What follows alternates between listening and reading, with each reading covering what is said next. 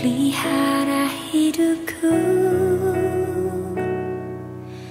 Pertolonganmu begitu ajaib, kau telah memikat hatiku. Di saat aku tak sanggup lagi, di situ tanganmu bekerja. Pertolonganmu begitu ajaib, kau telah memikat hatiku. Kini mataku tertuju padamu, ku rasakan kasih-Mu Tuhan.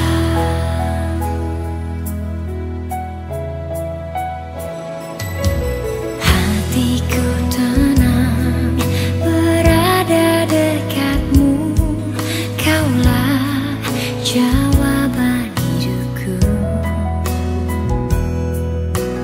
Hatiku tenang berada dekat-Mu, Kau yang pelihara hidupku.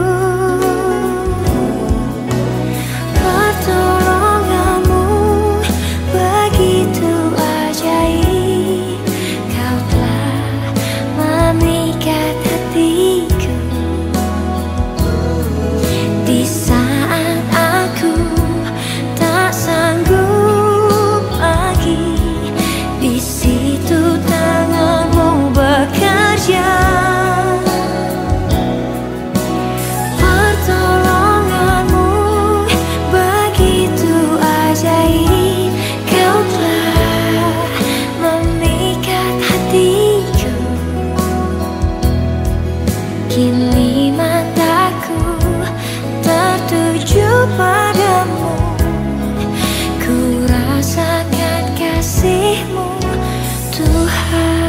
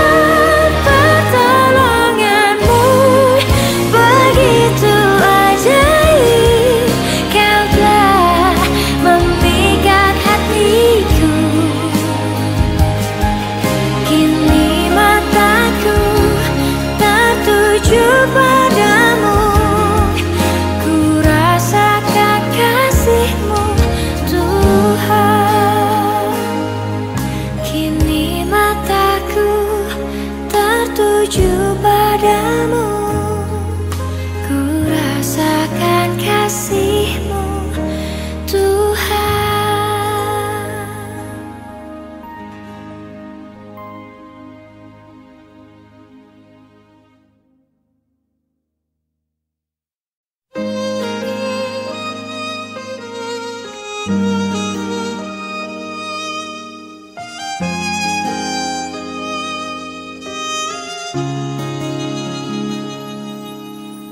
Kuasa-Mu nyata di dalam kelemahanku, kekuatan-Mu menopang seluruh hidupku. Dari mana datang pertolonganku? Hanya Yesus pertolonganku. Engkaulah sumber kekuatan hatiku, tempat tersembunyi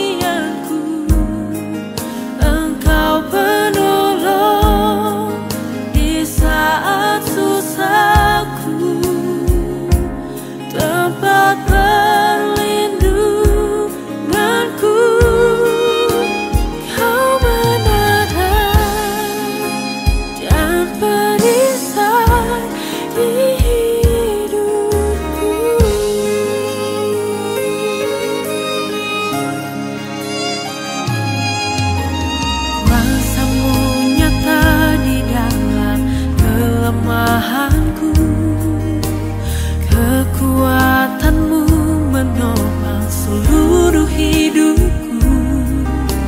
Dari mana datang pertolonganku? Hanya Yesus pertolonganku.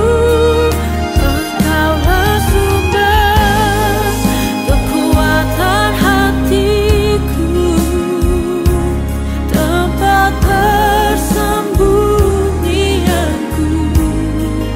Engkau penolongku.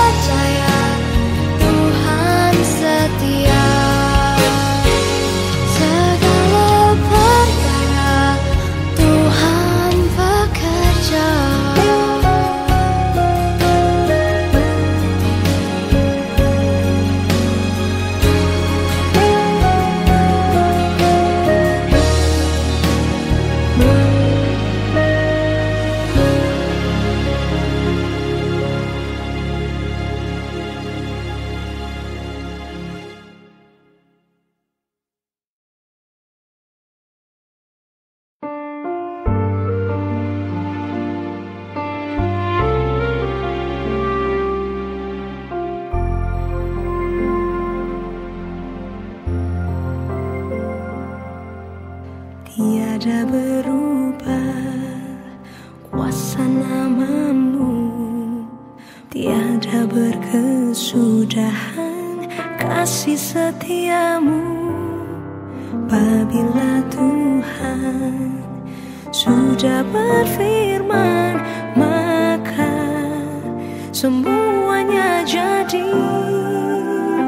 Selama ku menyembahmu, ku percaya bahwa mujizat masih terjadi. Selama kau besertaku, ku melihat ada mujizat setiap hari. Mujizat setiap hari. Apabila Tuhan sudah berfirman, maka semuanya jadi. Selama ku menyembahmu, ku percaya bahwa mujizat masih terjadi. Selama kau besertaku, ku melihat ada mujizat setiap hari. Selama ku menyembahmu, ku percaya bahwa mujizat masih terjadi. Selama kau besertaku, ku melihat ada mujizat setiap hari. Selama ku menyembahmu, ku percaya bahwa mujizat masih terjadi. Selama kau besertaku, ku melihat ada mujizat setiap hari. Ada mujizat setiap hari.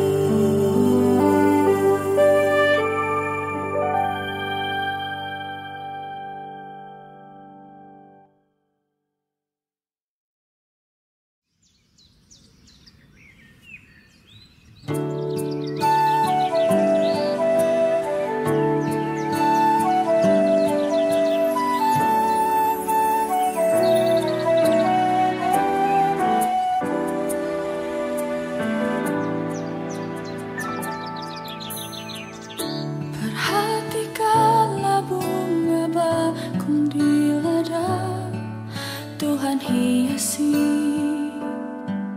tanpa bekerja. Apalagi kita orang percaya, Tuhan pelihara,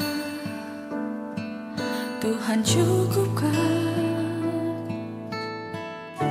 Perhatikan burung-burung di udara, Tuhan beri makan tanpa bekerja.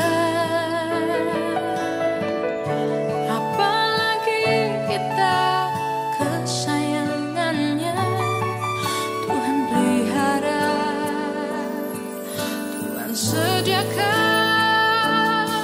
Saat kau perlu, Tuhan tahu.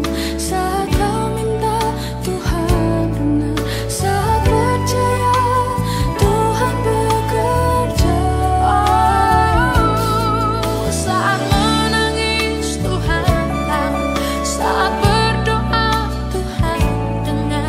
Saat bersyukur, Tuhan berkati.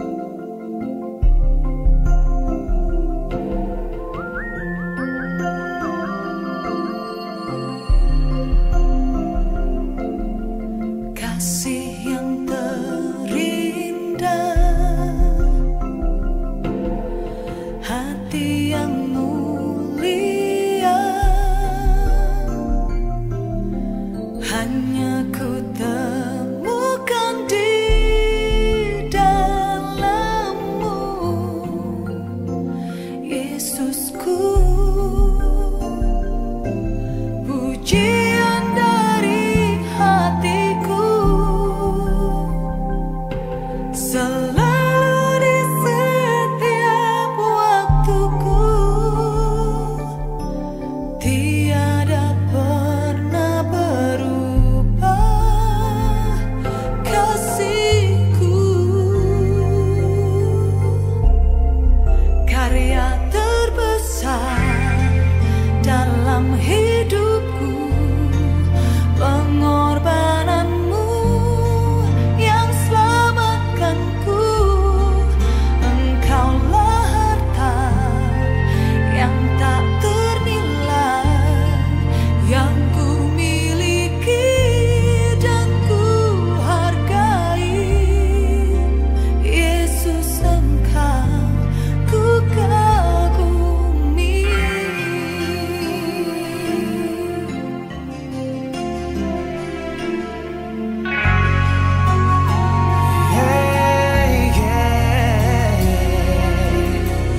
Kasih yang terindah, hati yang mulia, hanya ku temukan di dalam-Mu, Yesusku. Pujian dari hatiku, selalu di setiap waktuku,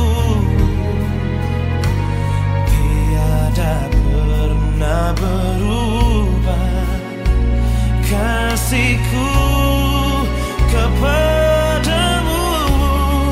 Karya terbesar dalam hidupku, pengorbananmu yang selamatkanku. Engkaulah harta yang tak ternilai, yang ku miliki dan ku hargai.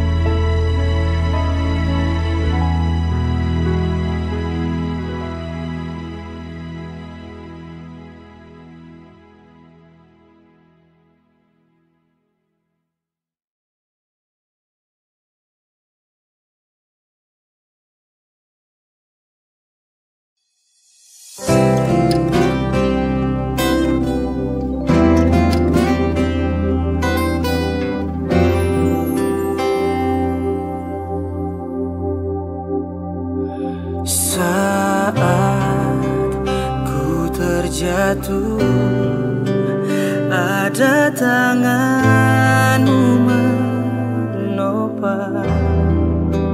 Kau angkatku kembali,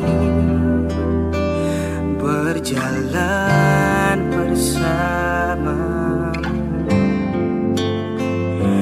Meski ku tak mampu, namun kau percaya padaku. Saat aku tak percaya lagi akan diriku sendiri, hanya dirimu yang tahu sedalam hatiku. Kau mengenal pribadiku lebih dari siapapun. Tuhan, kau paling mengerti apa yang ku alami. Seluruh hidupku dan jiwaku tenang saat bersamamu.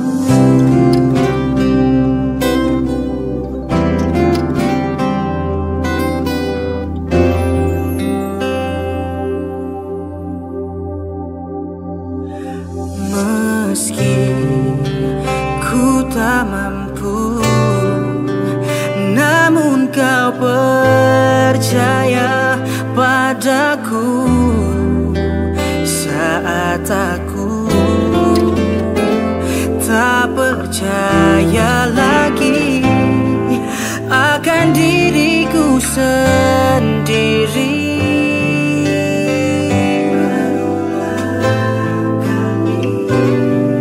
kau memanggilku, namun ku lari darimu.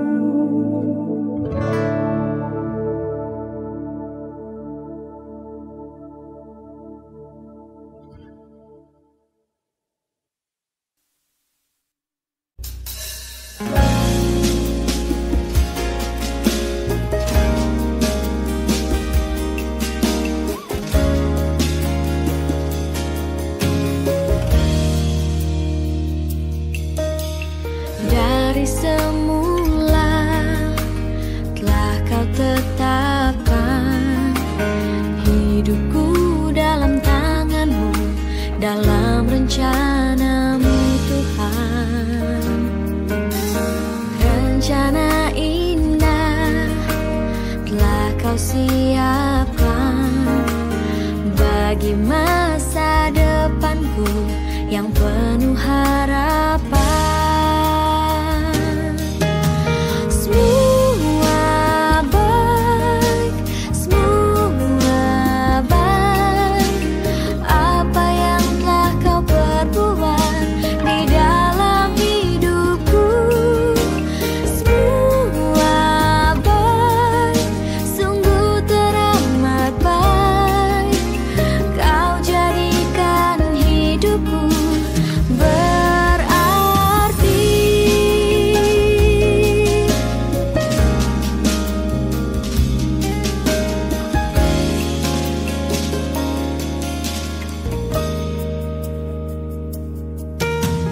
Dari semula telah kau tetapkan hidupku dalam tanganmu, dalam rencanamu Tuhan.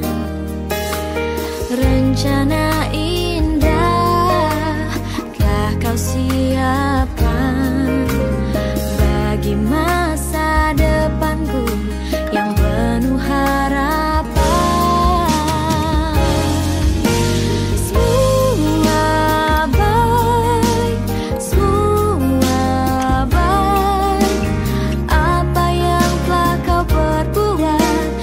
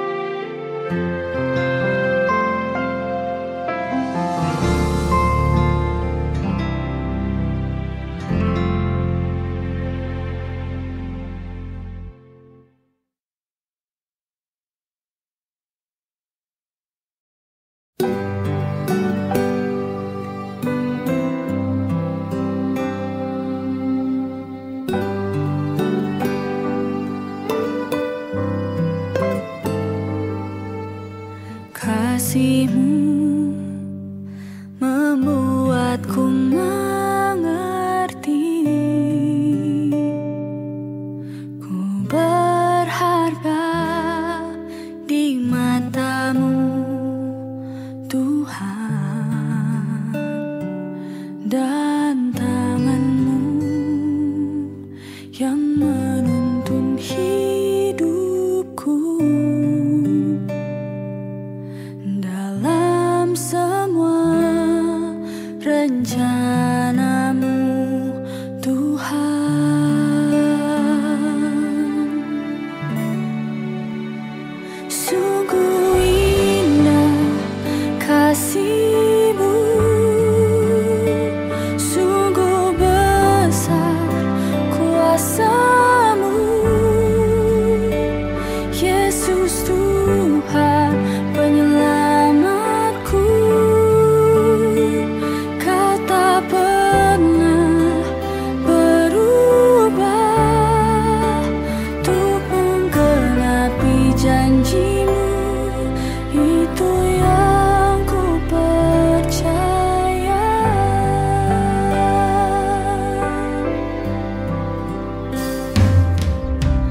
Kasih-Mu membuatku mengerti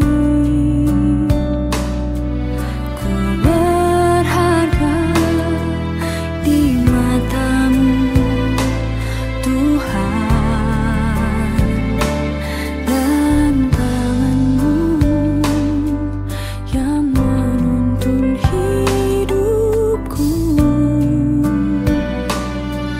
Dalam semua rencanamu, Tuhan, sungguh indah kasih-Mu,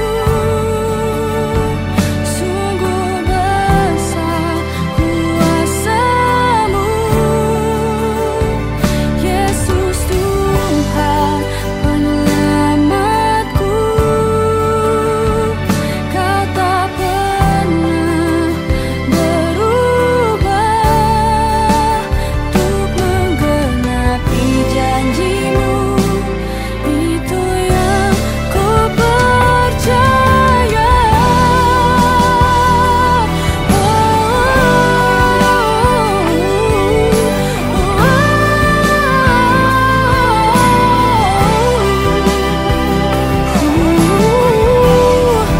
Yesus yang ku percaya, Yesus kau ku percaya.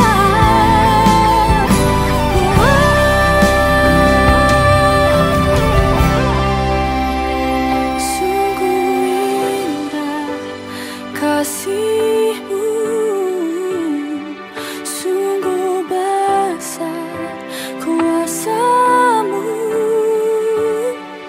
Yesus Tuhan penyelamatku.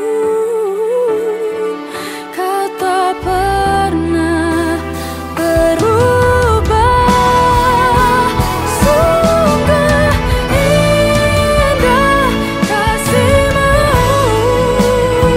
sungguh besar kuasa-Mu, Yesus Tuhan penyelamatku. Kau tak pernah berubah untuk menggenapi janji-Mu, itu yang ku percaya.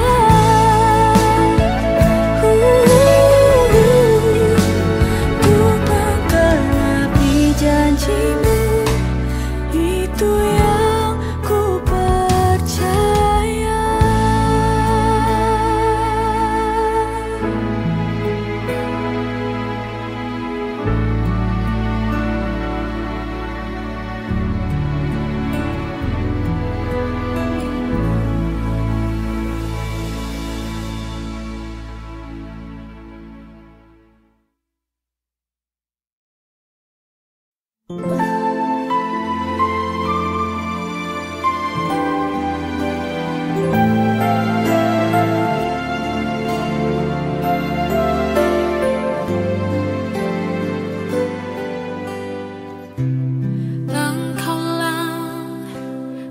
perisaiku.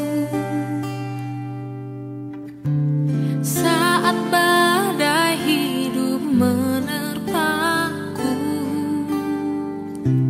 firman-Mu di dalamku tenangkan jiwaku. Engkaulah perisaiku. Saat badai hidup menerpaku, firman-Mu di dalamku tenangkan jiwaku. Ku kan berdiri di tengah badai dalam kekuatan yang Kau berikan. Sampai kapanpun ku kan bertahan, karena Yesus selalu menopang. Ku kan bertahan di dalam tekanan dengan kekuatan yang Kau berikan. Sampai kapanpun tak tergoyahkan, karena Yesus selalu menopang hidupku.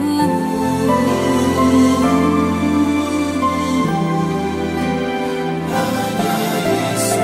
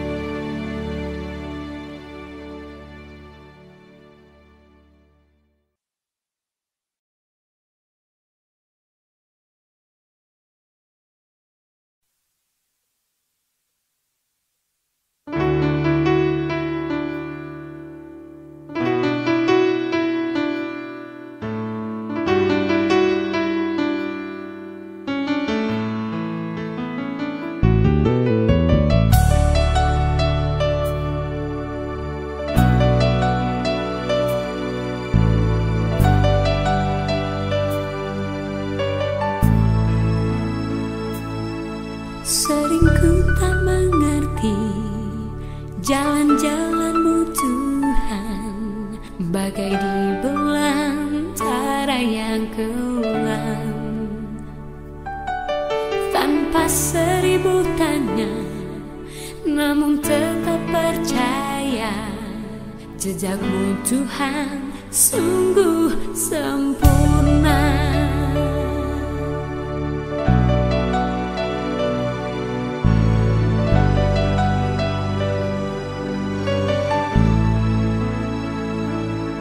Sering ku tak mengerti jalan-jalanmu Tuhan, bagai di belantara yang kelam. Tanpa seribu tanya, namun tetap percaya, jejakmu Tuhan sungguh sempurna. Ajarku memahami semua yang kau ingini, agar hidupku puaskan hatimu. Bagimu aku rela sepenuh hati menghamba, serahkan diri genapi karyamu.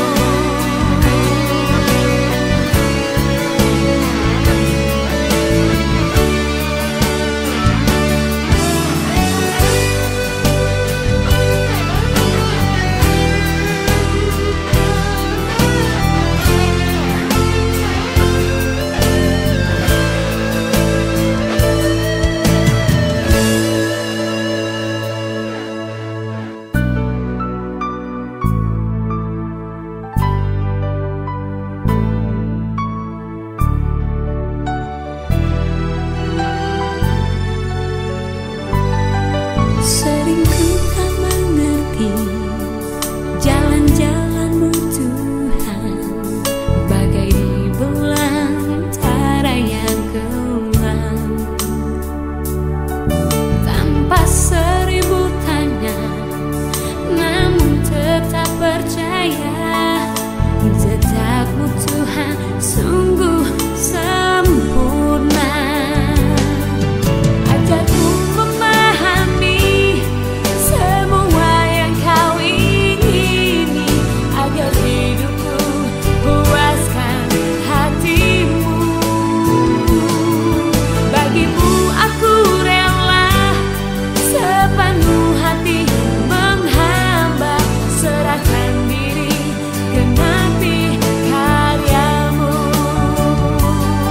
Ajarku memahami semua yang kau ingini, agar hidupku puaskan hatimu. Bagimu aku rela sepenuh hati menghamba, serahkan diri genapi karyamu. Serahkan diri genapi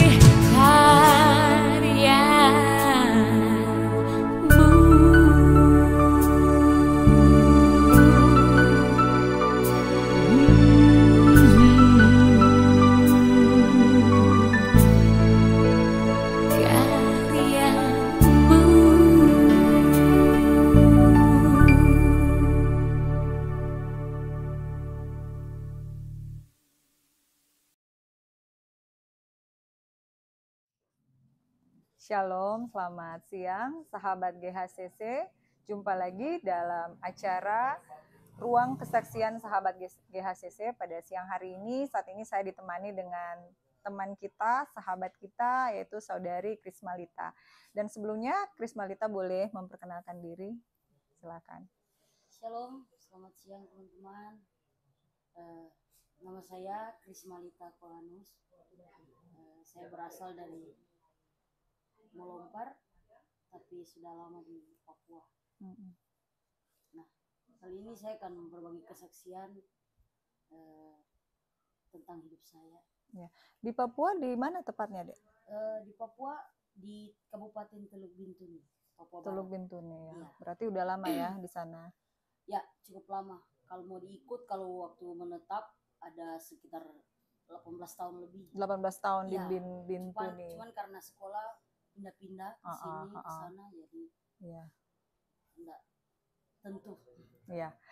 Oke, sahabat GHCC, saya baru hari ini ketemu dengan saudari kita, biasa panggilannya Lita ya, Lita. Iya, banyak nama sih, cuman Panggilannya Lita. Oke. Kita menyapa. Ayo, halo Lita.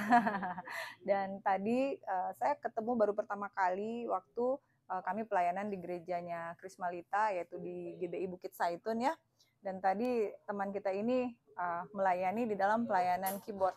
Sudah lama deh pelayanan keyboard. keyboard baru Belum lama ya? belum lama, baru 2 tahun lebih tahu Iya. tahu main.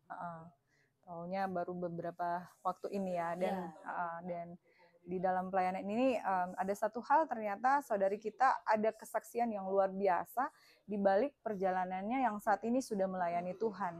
Ternyata latar belakang dari teman kita ini, dia punya pengalaman dengan keadaan latar belakang keluarganya ya, bisa Iya. dikatakan begitu. Sampai pada titik ini bisa nggak kamu ceritakan sedikit aja tentang apa sih yang kamu alami dulu waktu kamu di dalam masalah-masalah kamu, dalam masalah keluarga yang pernah kamu alami?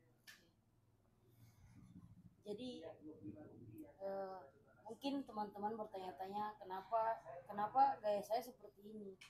Ada maksud lain di gaya yang seperti ini, ada hal yang membuat saya jadi seperti ini, dan itu berawal dari hancurnya hati saya ketika saya terlahir dari keluarga yang broken, dan saya anak tunggal satu-satunya. Saya memilih hidup yang hancur awalnya.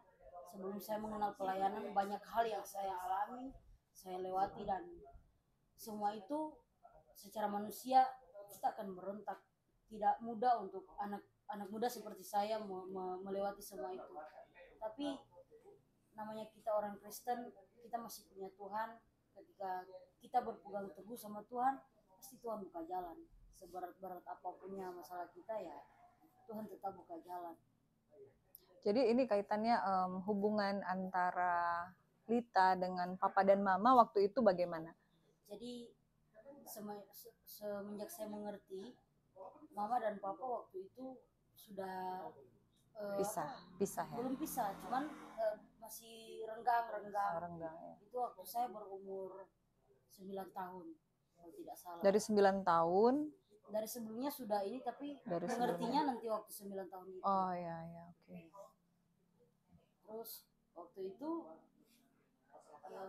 mama dan papa cuman ketemu saat papa pulang kerja dari kota Manado ke kampung itu. Setahu saya nggak pernah, kata mama nggak pernah bawa hasil. Setiap pergi cuma minta uang, pulang nggak bawa uang. Intinya hubungan papa dan mama itu nggak baik ya waktu itu. Baik. Dan Lita sebagai anak tunggal. Anak tunggal. Dan Lita tinggal sama mama papa atau tinggal dengan? Awalnya waktu umur 2 tahun, mama TKW di luar negeri dulu. Papa kerja bawa mobil antar daging ke kota Gorontalo. Nah, saya dibesarkan dari oma dan opa. Oh, jadi Lita dibesarkan dari oma opa. Intinya kurang mendapat kasih sayang ya dari mama dan papa. Jadi sampai sejauh ini apa yang betul-betul Lita alami dan rasakan sampai tiba-tiba Lita merasakan butuh Tuhan, sampai Lita bisa melayani sampai sejauh ini, bisa mungkin Lita ceritakan? Jadi saya akan mulai dari dimana ada satu waktu saya berkelahi dengan papa sendiri. Saya waktu itu sempat kecewa. Pernah saya di kampung 2018 kalau tidak salah.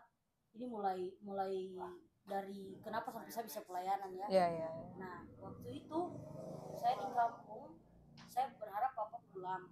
Papa pulang itu untuk ketemu saya dan Natalan sama-sama. Tapi kemudian waktu itu papa kontak, kasih kabar bahwa nanti papa akan pulang tapi dijemput. Waktu itu saya sempat minta tolong sama oma dan opa, saya mau pakai kendaraan mobil di rumah. Tapi waktu minta izin, Opa nggak kasih izin, malahan Opa bicara ke Oma, jangan nanti katanya nanti saya jalan takaruan, nanti pakai di hal-hal buruk. Padahal waktu itu papa sudah telepon jemput saja pakai mobil di rumah. Akhirnya Opa nggak kasih izin. Besoknya langsung Oma yang perintah bahwa nanti satu keluarga pergi jemput. Di situ saya pergi ke bandara jemput papa, bukannya waktu itu kami bertemu untuk lepas rindu, tapi dia malah sibuk dengan orang lain.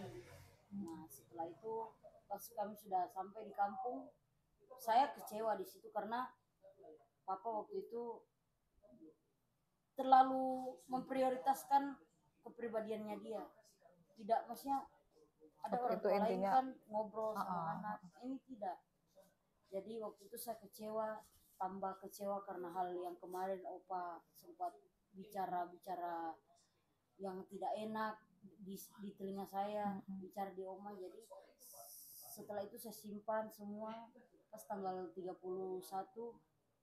semua keluarga sudah pergi ibadah, saya tetap stay di rumah dengan rasa kecewa yang sangat sangat besar. Nah tiba-tiba ada hal yang membuat saya ingin keluar dari rumah itu. Waktu itu memang saya kayak dibakar-bakar bagaimana, bahwa Dipanas-panasi dipanas-panasi, gitu. kau harus keluar, pergi. Setelah itu saya keluar, saya bergaul dengan teman-teman saya hancur-hancuran. Waktu itu saya pengaruh alkohol, dan saya pulang ke rumah, saya berontak, saya ribut di dalam rumah sampai semua keluarga keluar.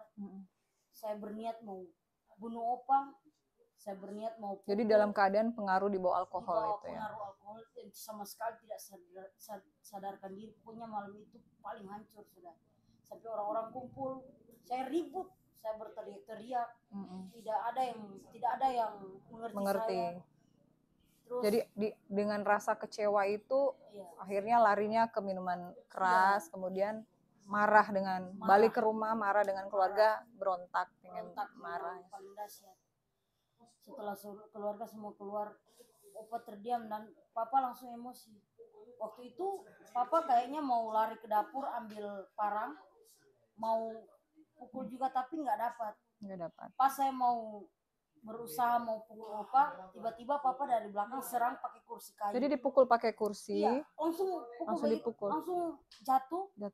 Pecah langsung, darah gumpalan. Pas saya sadar di rumah sakit tuh, saya baju semua sudah sobek, sudah enggak pakai baju, baru ininya sudah dilingkar, kepala sakit sekali. Tapi ya itulah, tiba di rumah sakit papa langsung bilang. Jadi itu adalah masalah yang paling berat yang pernah kamu alami. Iya, berawal dari karena situ. Broken home dengan keluarga, lalu kamu bergaul dengan pergaulan yang jauh dari Tuhan, sampai mabuk dengan alkohol, sampai satu ketika papa kamu pukul kamu dengan kursi yang besar itu, sampai kamu pecah darah dan masuk rumah sakit begitu ya. Selanjutnya. Dan hal itu yang membuat saya berkesan seumur hidup saya tidak pernah mengalami hal itu. Memang sebelum-sebelumnya pernah terjadi perkelahian di saya dan papa, tapi nggak separah itu. Mungkin banyak masalah lagi yang terjadi sama orang tua dan saya, tapi nggak separah itu.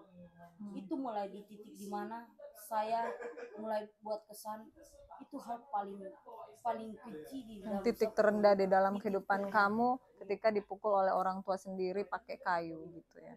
Tidak pukul, tidak perasaan. Saya kecewa. Secara manusia saya kecewa. Kenapa sampai bisa begitu? Tidak ada pembelaan di situ. Harusnya papa bela saya, kok dia malah pukul saya. Karena papa tidak tahu cerita bahwa apa yang telah diceritakan Opa di Oma. Sudah, saya pendam sendiri, saya sabar. Titik baliknya dari situ, setelah itu bagaimana? Setelah itu papa pergi dengan keadaan saya yang masih berlumur darah. Papa langsung putuskan akan balik ke Papua hari itu. Saya langsung berpikir di rumah sakit, saya akan berjalan dengan tidak ada apa-apanya, dengan lemah, dengan sendirinya. Itu perasaan paling hancur yang pernah kamu alami. Itu di titik terendah saya pikirnya, kalau papa pergi ke Papua, otomatis saya akan ditaruh di rumah di Manado. Sedangkan rumah di Manado jauh dari pusat kota dan tidak ada teman sama sekali. Waktu itu jaringan masih parah dan saya sudah berhenti kuliah, tidak ada apa-apa, tidak ada yang bisa saya harapkan.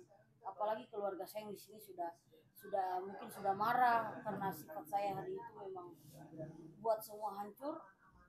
Dan waktu itu saya diperhadapkan dengan hal yang bodoh. Saya sempat ingin mengakhiri hidup saya dengan, Jadi sempat ingin bunuh diri Iya. waktu itu. sempat Wow.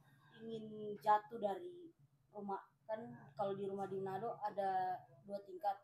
Saya waktu itu berdiri di atas dan saya sempat dipengaruhi dengan Narkoba ya waktu Iya. itu. Saya Sampai sempat- karena pengaruh narkoba, Iya. jadi hasrat hati waktu itu karena di titik terendah kamu ada masalah dengan keluarga, kamu pengen bunuh diri pada Iya. waktu itu. Saya pengen jatuh dari atas, tapi waktu saya mau bertindak macam saya tidak tahu hal apa yang buat saya tahan. Jangan ikuti emosi, jangan ikuti emosi. Akhirnya saya pun terdiam, saya menangis di situ. Saya menangis dan saya kepala ini dengan sakitnya saya benturkan lagi ke tiang rumah, bentur sampai ini semua berdarah. Berdarah-darah ya. Saya diam dan saya tidur. Ketika saya bangun, saya berdoa, Tuhan, saya minta maaf, saya sudah jadi anak yang tidak berguna. Selama ini itu saatnya kamu memang betul-betul cari Iya, Tuhan. saya mohon Tuhan, kasih kesempatan 1 kali saja. Saya mau kumpul dengan mama, dengan papa. Saya pengen rasakan kasih sayang yang utuh dari saya punya orang tua. Saya tidak tahu Tuhan itu yang mana, tapi saya yakin dalam hati saya bahwa ada Tuhan Yesus yang dulu mama pernah bilang, kalau kau lagi patah hati atau lagi rasa yang tidak Down. enak, berdoa saja. Itu yang saya ingat. Saya berdoa, saya pegang Alkitab, tapi saya tidak tahu baca. Saya cuma pegang, saya bilang, Tuhan, saya tidak tahu baca Alkitab, tapi saya cuma minta Tuhan kasihan keluar. Saya sudah tidak sekolah, tidak kuliah, mama dan papa tidak tahu di mana. Saya berguna untuk besok-besok. Saya tidak akan ulangi perbuatan ini lagi, tapi Tuhan buka jalan. Akhirnya seiring berjalannya waktu, saya dapat kontaknya seseorang yang kasih lapangan kerjaan. Akhirnya di situ saya kontak sama orang itu bahwa saya mau bekerja, tolong carikan saya pekerjaan. Akhirnya ada orang kasih kerja di kantin sekolah SMA Don Bosco waktu itu. Waktu itu saya sempat menyerah. Sebelum pergi saya sudah menyerah, sudah pasrah. Tiba-tiba rasa itu datang ulang. Akhirnya saya hampir lagi mengakhiri dengan, ya bisa dikatakan Bunuh diri, mau percobaan bunuh diri lagi. Iya. Jadi itu yang kedua, kamu pengen mengakhiri kembali kehidupanmu karena rasa putus asa yang Iya. sangat berat. Saya putus asa berat dan waktu itu belum pernah tidur, sudah 3 hari tidak bisa tidur. Akhirnya sebelum saya memakai narkoba, saya sempat minum CTM senilai 200 butir sebanyak. Tapi 200 kamu masih butir. selamat waktu itu ya. Waktu itu masih selamat karena malam itu saya rasa kejang-kejang, cuman saya tahan. Itu karena Tuhan punya rencana, sahabat GHSSC. Kita percaya karena Tuhan punya rencana untuk Lita.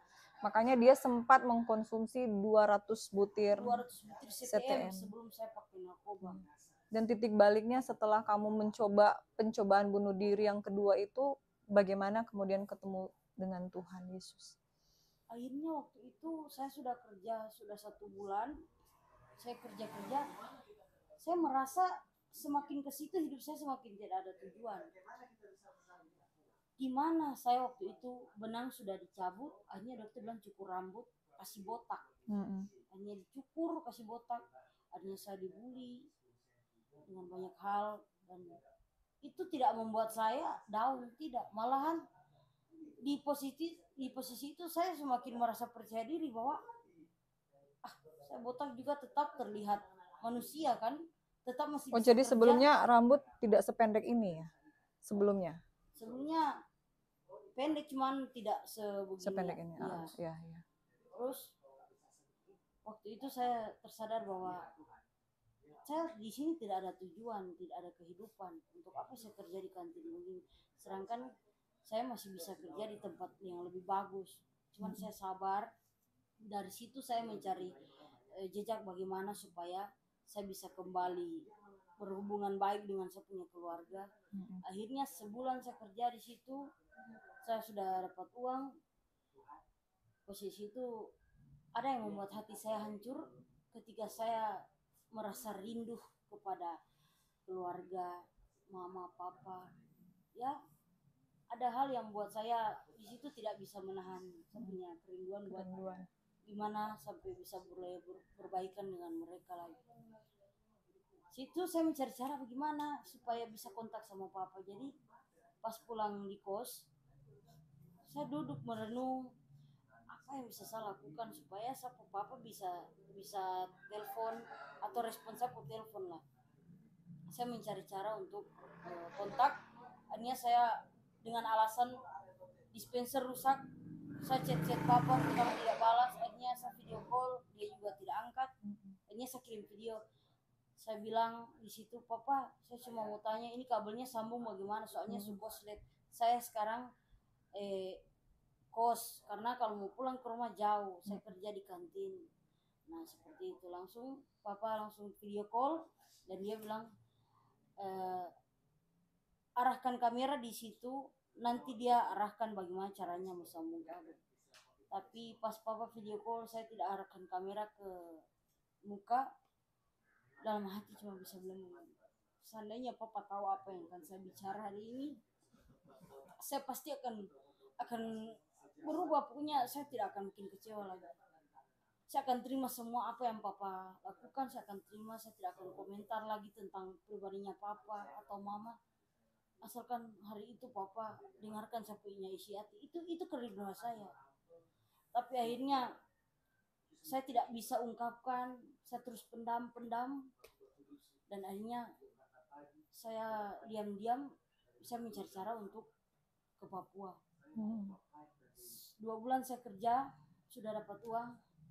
Akhirnya uang yang saya terima, saya langsung pesan Grab angkat barang ke rumah Manado. Sampai di rumah Manado besok pagi-paginya saya beli tiket di Indomaret dan uang saya pas-pasan. Pas beli tiket, uang di saku tinggal 30.000. Tapi saya dalam hati berjalan, saya bilang begini, Tuhan Yesus pasti tuntun. Karena saya kan anaknya Tuhan. Itu yang keluar dari saya dalam hati. Saya tidak tahu apa yang saya lakukan, saya belum mengerti. Kamu belum kenal Tuhan pada Belum waktu kenal. itu. Tapi saya suka sebut nama Tuhan. Saya suka berdoa, tapi saya nggak tahu apa maksudnya. Setelah saya beli tiket, saya pulang, saya merenung, Tuhan, saya akan nekat ke Papua. Saya tahu Tuhan akan tuntun dan saya tahu Tuhan akan kembalikan satu hubungan dengan Papa. Akhirnya jadi kamu punya inisiatif untuk mencari papa kamu, iya, sekalipun waktu itu kamu dipukul sampai berdarah sama papa, tapi karena kerinduan kamu cari papa kamu waktu itu ya. Akhirnya setibanya di rumah, saya puasa. Puasa bukan berarti kalau secara Kristen puasa itu agar kita misalnya mungkin bayar harga atau ingin lebih mengenal Tuhan. Tidak, teman-teman. Saya puasa karena memang uang saya tinggal 30.000. Saya pikirnya saya mau ke bandara harus naik ojek. Terus sampai di bandara, tiket nanti besok pagi. Saya harus tidak makan dari sekarang sampai besok agar nanti saya tidak puasa di Sorong. Akhirnya saya dikuatkan. Hari itu saya pergi ke bandara, akhirnya ada ojek antar, dia minta uang 20.000. Jadi sisa 10.000. Jadi sisa 10.000, saya bergumul lagi. Sampai di bandara, saya diam, saya haus, saya lapar, tapi saya tahan. Saya nekat mau minum air keran di kamar mandi, tapi saya takut nanti sakit perut. Karena saya pernah mengalami hal itu di teman di kos. Saya diam. Satu malam itu saya mau tidur, seperti ada yang bangun, jangan tidur. Di samping-samping saya ada orang yang cacat-cacat, lagi tunggu lagi menunggu pesawat. Mereka sudah tawarkan makan deh, saya tidak mau karena saya takutnya mungkin orang-orang ini mungkin beracun ke apa, karena saya tahu saya itu mimpi, tapi asli manusia tapi cacat. Kayak aneh kalau orang melihat. Jadi saya tunggu sampai pas subuh, saya mau jalan ke pintu check-in, saya pingsan di situ. Satpam angkat kasih duduk lagi. Saking radiasinya mungkin lapar, tidak minum, tidak makan, saya pingsan. Pas pagi-pagi Kamu pingsan dan kamu sendiri waktu itu? Iya, saya sadar ada satpam di sebelah. Adik, kamu tadi pingsan di situ.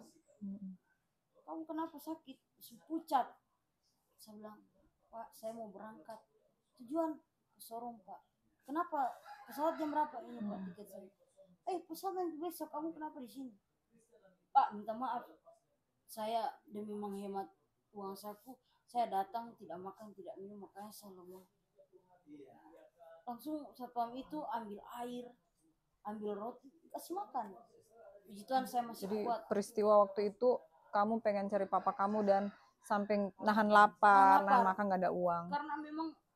Terus gimana? Setelah itu berapa lama kemudian ketemu papa? Ya, jadi waktu saya berangkat ke Sorong, sampai di Sorong langsung naik ojek ke Pelabuhan Feri. Pas naik ojek ke Pelabuhan, uang pas sisa 10.000 bayar ojek. Sampai di pelabuhan saya menangis, polo kapal saya menangis. Bagaimana ini Tuhan? So, di Sorong tidak ada kabar sama sekali, saya mau kasih kabar siapa tidak bisa. Akhirnya Tuhan mengingatkan saya bahwa di situ ada om kepala bas yang temannya papa baik sekali. Waktu ke Manado saya sering layani antar-antar, jadi kamu harus ketemu om itu bicara di dalam otak, dalam hati, tapi tidak ada Jadi suara. seperti ada tuntunan kamu waktu itu. Jadi saya ikut tuntunan itu. Ini saya cari ABK, saya tanya, Om Acu di mana? Oh, di kapal cepat. Pas saya ketemu beliau, saya ceritakan semua. Om, saya begini-begini, saya pengen ke papa, tolong bantu Pak. Jadi ketemu dengan papa setelah itu? Dia tanpa basa-basi, kasih kunci kamar, kasih uang makan. Setelah tibanya di Bintuni, di Babo, saya kontak papa, saya sudah di Babo. Papa tidak percaya, nanti sebentar ke pelabuhan. Pas tiba di pelabuhan, saking takutnya saya, apakah yang akan terjadi selanjutnya? Akhirnya pas saya berdiri sebelum kapal tampal ikat sandar, saya sudah lihat papa di jauh-jauh sulari. Saya takut sebenarnya waktu itu, mungkin sama dipukul kah bagaimana. Akhirnya pas papa nangis, saya peluk. Dan saya bilang, Papa, saya minta maaf. Karena saya sudah dari anak yang pemberontak, anak yang tidak berguna, saya minta maaf. Akhirnya Papa peluk, baru Papa bilang, Papa juga minta maaf. Papa hampir bunuh, Papa pun darah daging satu-satunya. Akhirnya di situ orang saling maafkan, lepas rindu, dan saya langsung dibawa ke rumah. Pagi-paginya saya masih tidur, Papa kasih bangun. Dengan nada yang lembut yang tidak pernah saya dapatkan. Dan dia bilang, kalau bangun, kalau mau jalan ada motor, Papa sudah masak makanan kesukaan kamu. Itu hal yang membuat saya terkesan. Itu membuat saya, bagaimana caranya saya mengampuni saya punya orang tua. Dari situ saya bangun dan saya bilang, Pak, makasih ya semua masak, makasih suka kasih motor. Saya kalau mau keluar, kalau bukan ke saudara yang ada buka usaha, saya akan cari gereja dan saya akan berusaha ikut ibadah. Dari situ Papa percaya dan Papa bilang, yang penting kamu tidak bergaul saja, itu di sini kamu akan baik. Sudah. Setelah itu besoknya tanggal 1 Februari tepatnya. Karena tanggal 30 saya berangkat dari Manado ke Sorong. Tanggal 30 itu ke Bintuni sampai tanggal 31. Tanggal 1 Februari masih ada rumah doa, dan waktu itu saya pagi-pagi sudah bangun. Awalnya saya mau sembahyang di gereja lama, yang dimana waktu itu saya dibaptis, itu gereja GPDP Saitun Tanah Papua. Waktu saya pergi tidak ada sama sekali orang. Saya duduk sudah 10 menit. Saya bertanya-tanya, Tuhan di dalam hati ini kenapa tidak ada orang? Seperti Adam bilang, coba kau keluar dulu. Saya keluar ikut kata hati itu, kayak dituntun. Saya keluar, saya jalan ke arah kilo. Saya jalan ke arah kilo, ketemu saya punya om ini. Dan dia tanya, kamu mau kemana? Saya bilang, saya mau sembahyang di gereja situ tapi belum ada orang. Om langsung tunjuk begini, kok naik ke gereja atas itu ada Vindi di dalam gereja. Seperti saya Seperti semua dituntun. itu kayak Ada petunjuk untuk Iya. kamu ketemu Vindi yang membawa kamu makin mencari Tuhan waktu itu Iya. ya. pas saya naik, Vindi lagi siap-siap, mungkin lagi pakai parfum. Vindi, ini ada gereja kah? Iya ini gereja tapi ditutup karena di dalam ada pasang AC. Jadi pintunya ditutup terus. Oh iya sudah. Saya masuk dan waktu itu sudah mulai menyanyi. Gereja itu namanya GSJ Sekina. Pas saya masuk, ibadah sudah mulai. Pas menyanyi saya tidak tahu mau apa yang mau dilakukan di sini. Saya cuma ikut berdiri, duduk, berdiri, duduk. Tapi ada satu ruang di mana waktu itu Pak Pendetanya buka ruang doa. Saya tidak tahu itu mungkin doa untuk kaum pria. Saya tanpa apa-apa saya juga maju. Dan saya lihat kiri kanan tidak ada anak-anak, cuma saya seorang diri yang berdiri dengan om-om di situ. Pak Pendeta doakan, tapi waktu Pak Pendeta topang tangan saya jatuh dan saya menangis. Di situ saya merasakan Jamahan. Kayak ada yang beda. Apa yang saya rasa ini tidak seperti biasanya saya ibadah. Memang pernah menangis, cuman tidak seperti itu. Saya juga ikut berdoa, Pak Pendeta topang tangan, saya menangis dan saya berdoa. Akhirnya selesai berdoa, saya duduk. Ada salah satu sekretaris gereja yang datang bawa kertas. Dia suruh tulis nama sama hobi. Pandangan saya lihat di atas waktu itu ada pemain keyboard tunggal. Saya lihat di di bagian musik tidak ada pemain drum, gitar, bass tidak ada, cuma main keyboard tunggal. Pas waktu itu saya lagi pengennya jadi anak band. Situ saya menaruh rindu bahwa kapan nih saya bisa duduk di drum itu. Itu saja dalam kata hati. Ada kerinduan untuk bisa melayani lewat musik gitu. Iya, memang mungkin belum mengerti pelayanan, tapi pengen main aja. Pengen main di atas sana. Nah, saya tulis hobi saya musik. Sudah setelah itu, tanggal 5 Februari, itu di mana Injil masuk di tanah Papua, kami beribadah padang di Raja Wali. Di tempat wisata yang ada di Kabupaten Teluk Bintuni. Setelah di sana selesai ibadah, teman-teman sudah pada mandi rekreasi. Nah saya ini main gitar. Saya main gitar terus saya punya om lihat, dia tanya begini, kok bisa menyanyi lagu rohani yang ini? Saya bilang, aduh minta maaf om, saya tidak tahu lagu rohani, saya cuma tahu lagu dunia. Tapi kok bisa main gitar? Saya bilang bisa. Kok bisa main apa lagi? Saya bilang, kalau dulu saya sekolah, setiap saya bolos saya lari ke studio. Kalau di Tondano kan sewa 1 jam 30.000 tuh. Jadi kami teman-teman kumpul uang jajan, kami sewa studio tapi main lagu musik, dunia. Lagu dunia. Belajar main lagu dunia tapi belum lincah. Langsung om bilang begini, nanti tong sharing di rumah. Tibanya di rumah, kemudian om bilang ada hari di mana ada tim mau latihan untuk pelayanan hari Minggu, nanti kok ikut ya. Karena mungkin saya belum mengerti ya, jadi saya cuma oh iya om, saya ikut. Pas latihan saya disuruh duduk di drum, saya tidak tahu apa-apa sama sekali. Kayak waktu itu kayak mau bertantangan dengan saya punya roh kah, apakah macam ada yang kenapa aku di sini, kayak ada yang tidak terima saya di situ. Saya kayak bertanya-tanya kenapa kamu ada di situ. Saya nggak nyaman waktu itu. Disuruh main lagu ini, disuruh ini, apalagi yang pimpin waktu itu ibu pendetanya. Saya nggak mengerti apa yang dibilang mereka ini. Akhirnya 1, 2 minggu, 3 minggu mereka rangkul. Lama-lama dari rasanya nggak pantas sampai bisa jadi berbaur dengan mereka, sampai bisa menyatu, sudah mulai paham, tapi tidak mau belajar karena pengen dituntun tapi tidak ada yang tuntun. Nah, jadi saya berjalan sendiri. Jadi pelan-pelan saya mulai perhatikan cara mainnya bagaimana, tapi setahun lamanya saya belajar sebenarnya tim itu sudah jadi dengan saya, tapi ada di mana saya tergoda dengan hal di luar, sampai waktu itu saya korbankan 1 minggu tidak melayani.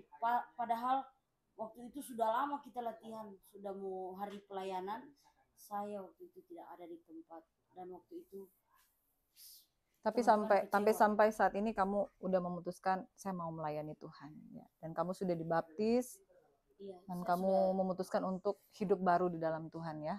yes. Tapi mungkin tidak mudah untuk berkomitmen, dengan Tuhan, tapi dari jatuh bangunnya saya tetap berusaha bagaimana supaya saya bisa melewati. Mungkin ini proses, saya cuma selalu di kesaksian saya cuma minta dukungan doa Amin, amin. agar saya terus dikasih kuat, diberikan kemudahan, diberikan kesabaran, ya pokoknya Seperti itu. supaya saya tidak Kembali ke lagi. manusia Iya. lama kamu yang jatuh bangun dulu di narkoba ya. Saya akan tutup dengan pertanyaan terakhir seperti ini, Lita, apa yang menjadi harapan kamu untuk masa depan kamu, untuk hubungan kamu dengan Tuhan, untuk yang selama ini kamu dengan broken home-nya kamu, apa yang menjadi harapan kamu ke depan? Harapan ke depan supaya saya terus dipakai, ada kerinduan yang besar untuk hidup dalam Tuhan, sukses dalam Tuhan, dan harapan dukungan doa dari teman-teman. Sebenarnya secara manusia mungkin ada yang menganggap tidak pantas atau apa, tapi kalau kita yakin kita pasti diberkati. Puji Tuhan ya, Lita, untuk sampai sejauh ini kamu melewati perjalanan yang tidak mudah. Sahabat GHCC yang diberkati, sahabat-sahabat muda yang mungkin hari ini engkau yang sudah mendengarkan kesaksian dari sahabat kita, Lita, dia sudah menceritakan masa lalunya, latar belakangnya, bahwa dia adalah anak yang broken home, 2 kali pencobaan bunuh diri ya, 2 kali pencobaan bunuh diri, jatuh bangun di dalam kehidupan yang mungkin pernah minum minuman keras, alkohol, dan juga terlibat dalam narkoba, dan dia punya problem dengan kedua orang tuanya, dan kemudian dia memutuskan untuk melepaskan pengampunan buat orang tuanya, dan sampai hari ini mungkin masih berproses ya. Sampai hari ini masih berproses, tapi satu titik balik yang dia alami, bahwa di saat di kejatuhannya yang paling rasa di titik terendahnya, dia memutuskan untuk tetap menyayangi, mengasihi orang tuanya, dan meminta ampun dan melepaskan pengampunan, dan dia memutuskan untuk mencari Tuhan. Dan puji Tuhan, ada satu fase di mana dia bertemu Tuhan, dia bertemu dengan komunitas yang baik, yang hingga pada hari ini dia boleh melayani Tuhan. Walaupun tadi dikatakan masih berproses, tapi satu hal bahwa Tuhan pasti punya cara, Lita, untuk menguatkan kamu. Ada satu ayat firman Tuhan yang akan saya bagikan untuk sahabat GHCC yang ada di luar sana. Di dalam Mazmur 27 ayat 10. Firman Tuhan berkata, Mazmur Daud berkata, sekalipun ayah dan ibuku meninggalkan aku, namun Tuhan menyambut aku. Tidak mudah hidup di dalam kehidupan yang tanpa didikan orang tua dari kecil, dan mungkin yang Lita alami adalah dia tidak mendapatkan kasih sayang orang tua, dan saya mendengarkan kesaksian dari Lita bahwa begitu berat hidup tanpa kasih sayang orang tua. Satu hal ketika mungkin ayah dan ibu kita tidak menjadi figur yang tepat, figur yang sempurna di dalam kehidupan kita, ada satu pribadi yang bisa kita andalkan, yang bisa kita harapkan, yang tidak pernah meninggalkan kita. Pribadi itu adalah Yesus. Betul ya, Lita? Dan Lita juga sudah mengalami bahwa sekalipun dia tidak mendapatkan kasih sayang dari orang tuanya, Tuhan mencurahkan kasih sayangnya dalam diri Lita sehingga dia bisa melepaskan pengampunan untuk orang tuanya. Sekalipun ayah dan ibumu meninggalkan engkau, tapi Tuhan menyambut engkau. Itu juga yang saya mau sampaikan, Lita. Sekalipun mungkin engkau tidak mengalami kasih sayang yang penuh dari orang tua, dan saat ini engkau sudah mengenal kasih Tuhan. Dan percayalah bahwa kasih Tuhan itu yang akan terus menuntun kamu untuk dipenuhi. Sehingga kamu tidak akan tertarik lagi dengan kejatuhan di masa lalu kamu, narkoba dan lain sebagainya. Mungkin di saat ini engkau bisa bersaksi bahwa ternyata narkoba itu tidak bisa memberikan kepuasan batin ya di dalam kehidupan Lita ya. Dan bersyukur sahabat-sahabat kalau hari ini engkau masih terikat dengan narkoba, engkau masih terikat dengan minuman-minuman beralkohol, itu semuanya mungkin karena latar belakang masalah kita, broken home dan lain sebagainya. Tapi Tuhan bisa memulihkan keadaanmu. Hari ini kita sudah mendengarkan kesaksian yang luar biasa dari teman kita. Terima kasih Lita. Tuhan Yesus memberkatimu Lita. Dan hari ini dia bermain musik dengan luar biasa, punya kerinduan untuk menjadi hamba Tuhan, untuk melayani Tuhan. Saudara, tidak mudah, tapi kami percaya bahwa Tuhan bekerja di dalam kehidupan setiap orang yang lapar dan haus akan Tuhan. Dan buat Anda yang ada di luar sana, jangan takut. Kalau hari ini engkau punya pergumulan, engkau punya masalah dengan keluargamu, percayalah bahwa Tuhan mengasihi engkau. Sahabat GHCC yang diberkati oleh Tuhan kita Yesus Kristus, kiranya renungan kesaksian pada siang hari ini menguatkan kamu yang memiliki pergumulan juga yang mungkin sama atau mungkin juga berbeda. Kuatkan hati kamu bahwa ada harapan di dalam Yesus. Ada anugerah, pengharapan, dan juga belas kasihan daripada Tuhan. Tuhan menerima kita apa adanya. Sebagaimana Lita, engkau merasakan bahwa Tuhan menerima engkau apa adanya. Amin. Amin. Dan puji nama Tuhan, Tuhan juga menerima sahabat-sahabat GHCC yang ada di luar sana, engkau apa adanya. Dan terima kasih untuk yang sudah menyaksikan channel Gracia Hope Compassion Channel pada hari ini. Kita akan jumpa lagi di dalam tayangan berikutnya. Shalom, Tuhan Yesus memberkati.